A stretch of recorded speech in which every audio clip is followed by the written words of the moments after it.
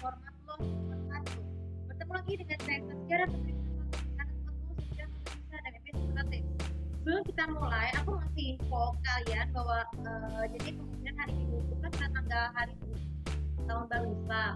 Ini merupakan tahun baru yang berguna sekali bagi seseorang untuk berhijrah. Misalnya dari yang tidak berhijab jadi berhijab, dari yang dibulung jadi lebih baik, atau dari berhijab ke niqab ya. Jadi itu bermacam-macam banget banyak sekali wanita yang banyak bermutuskan untuk berhijrah untuk atau mengubah diri sendiri penampilan dan tidak gimana. Namanya juga tahun baru Islam. Jadi banyak sekali tuh jadi peristiwa Nabi Rasulullah berhijrah. Nah berkaitan dengan itu, jadi kemungkinan di STV hari Minggu ini ya tanggal 7 itu ada dua episode aku yang bakal aku tonton pertama kali. Judulnya Bismillah Menikahi Suamimu, keluaran tahun 2023. Kenapa sih bisa ceritanya nggak terlalu berbeda sih pada maut yang masih fenomenal?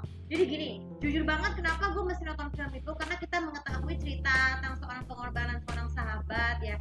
Seorang sahabatnya itu harus merelakan sahabat dinik temannya itu tuh bernikah karena alasan penyakit. Tapi mungkin aku nggak bakal spoil endingnya. Pasti jelas film ini nggak terlalu terkait dengan pada maut.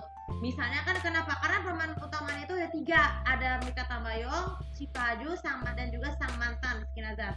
Ini agak sedikit throwback. Kenapa kita mengingatkan kita tuh Rizky Nazar pasti ada Misal Zudin ataupun Shiva Aju pasti ada ini ataupun Deva Mahendra, ada juga Mikair. Nggak related sih, cuman ada memang kayak universe-nya gabungan ceritanya spin-off cinta pertama dan juga yang tadi didudukan. Mungkin kan nggak asing lagi sih 2 film MD yang paling masterpiece cuma itu.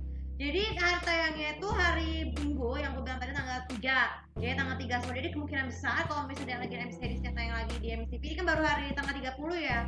Jadi itu bisa langsung nyambung. Ini prediksi memang langsung nyambung gitu biar dadak. Kenapa? Karena kedua program yang berbeda generasi itu tuh sama-sama diproduksi oleh MD Entertainment and Pictures ya.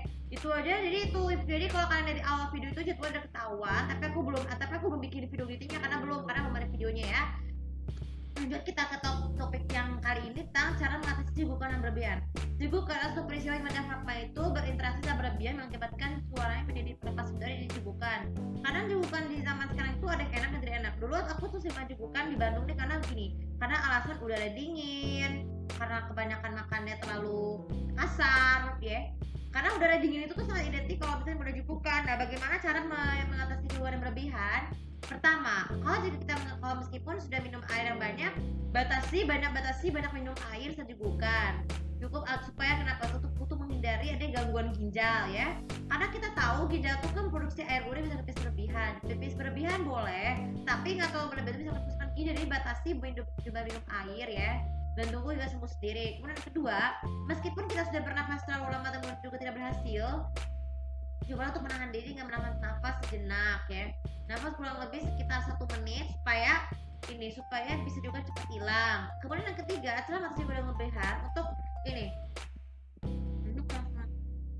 makanan. Pilihlah makanan yang lembut dan tidak terlalu kasar dan tidak lembut agar protein tenggorokan itu saat menelan itu tidak terganggu. Misalnya contoh kalau kita makan itu tuh makan lembut pelan-pelan. Boleh sih pelan-pelan sudah terbiasa. Asal aja kalau misalnya duri ataupun yang lain itu sangat singkirkan supaya tidak dijebakan ya. Misalnya nih tulang tertusuk leher, kita harus melakukan dengan tersebut ya. Kemudian yang keempat, untuk minum air, pastikan kalau jebakannya nggak terlalu parah ya. Kalau kelebihan tuh sediakan air dalam kamar supaya itu untuk minum. Kalau jika tidak mempan juga, sediakan untuk minum kalau mau tidur.